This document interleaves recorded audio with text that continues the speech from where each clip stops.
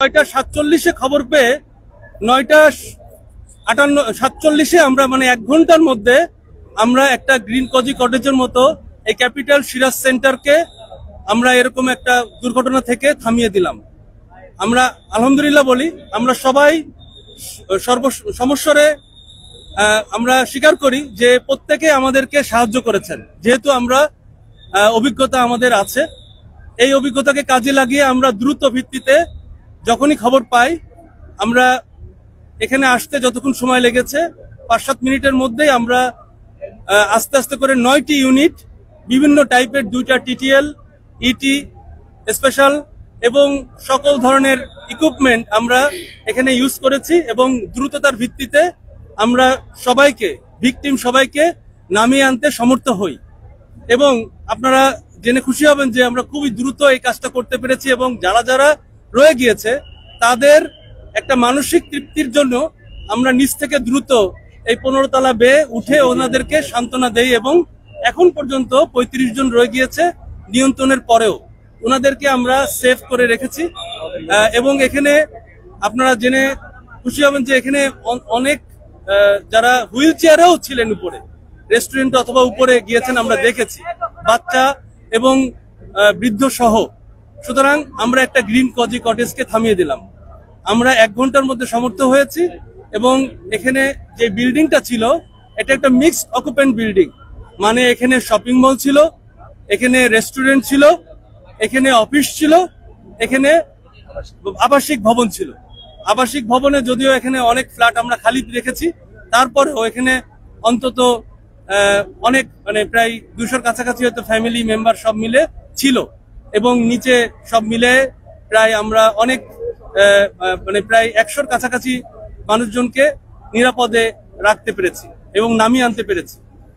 এটার জন্য আমি বিশেষ করে এখানে যারা ছিলেন, যদিও প্রথম দিকে আমাদের একটু বেগ পেতে হয়েছে ক্রাউড কন্ট্রোলের জন্য, কিন্তু পরের দিকে আপনারা এবং এখানে যারা স্থানীয় যারা ছিলেন তারা অনেক সহযোগিতা করেছেন এবং তারা কথাও শুনেছেন এবং আমাদের যারা আইন শৃঙ্খলা রক্ষাকারী বাহিনী, আর্মি, পুলিশ সবাই এখানে ছিলেন। ওয়াসাও আসছিলেন, ওয়াসাও পথে আছেন এবং আমাদের সব রকম প্রস্তুতি ছিল।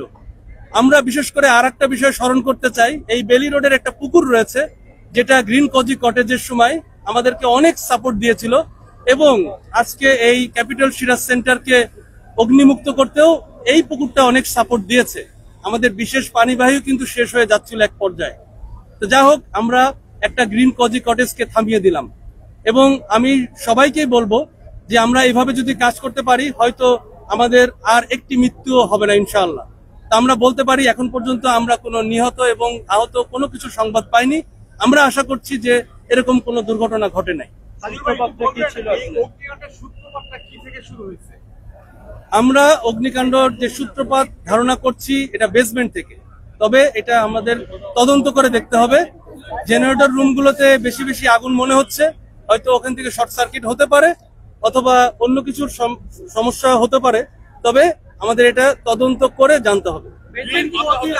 অভিজ্ঞতা বললেন এখন এই ক্যাপিটাল সিরাজ সেন্টার যেটা, এটা কি কোনো আপনাদের আগুনের যে নিয়ম কিংবা যে কোড অফ কন্ডাক্ট সেটা কোনো ভায়োলেন্স এখানে ছিল কিনা, এই বিষয়টা আমাদের খতিয়ে দেখতে হবে। কতটুকু আপনার কমপ্লায়েন্স ইস্যুতে ওনারা কতটুকু আমাদের সাপোর্ট দিয়েছেন, তবে আমাদের এটা খতিয়ে দেখতে হবে যে ওনাদের ফায়ার সেফটি প্ল্যান আছে কিনা, কার্যকরিতার সনদ আছে কিনা।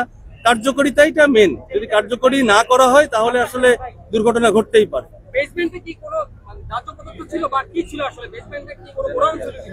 বেসমেন্টে তো সব ধরনের সাধারণত এটা গাড়ির গ্যারেজ হওয়ার কথা, বাট আমরা এখানে সিলিন্ডারও দেখেছি, এখানে আপনার মানে আপনার জেনারেটর ছিল, জেনারেটরের বিশেষ করে জেনারেটর পয়েন্ট থেকে আমরা আগুনের সূত্রপাতটা বেশি দেখেছি।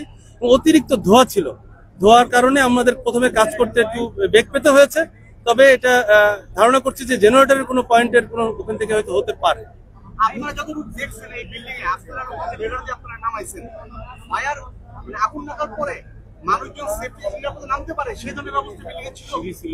এই বিল্ডিং এর সিঁড়ি দেখেছি, 2টা সিঁড়ি দেখেছি, 2 সাইডে 2টা ছিল।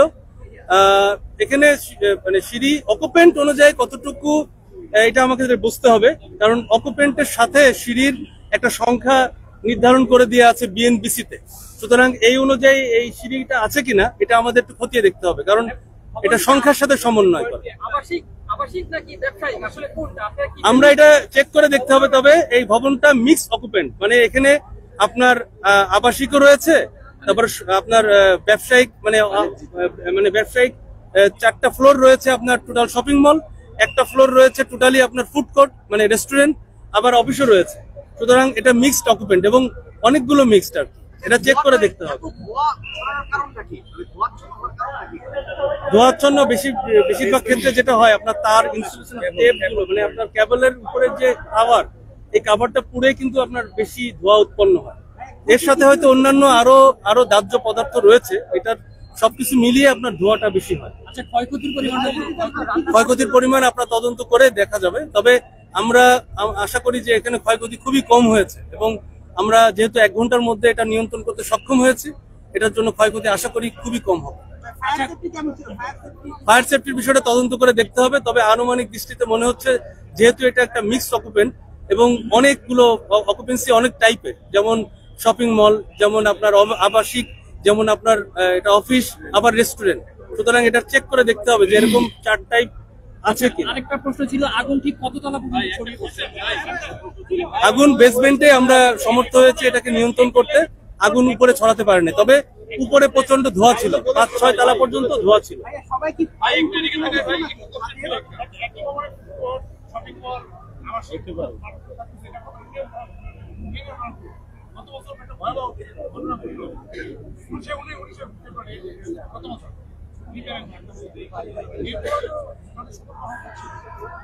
এই বিষয়টা আসলে খতিয়ে দেখতে হবে, কারণ আমরা এরকম ধরনের এত বেশি মানে মিক্সড অকুপেন্ট, যেটা রেস্টুরেন্ট, তারপরে আপনার অফিস, এটা দেখতে হবে।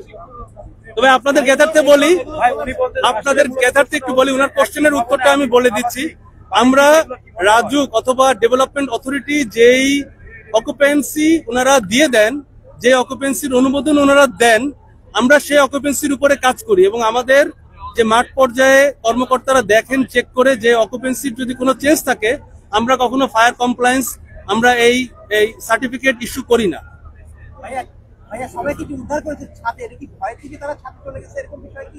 এটা তো স্বাভাবিক, দুর্ঘটনা যখন ঘটে আমরা সবসময় পরামর্শ দেই যে যদি আপনি নিচে নামতে না পারেন তাহলে অবশ্যই ছাদে উঠে যাবেন, বিকজ আমরা ছাদের থেকে আমরা রেস্কিউ করতে আমাদের জন্য সুবিধা হয়। ধন্যবাদ ভাই, ধন্যবাদ, অনেক ধন্যবাদ।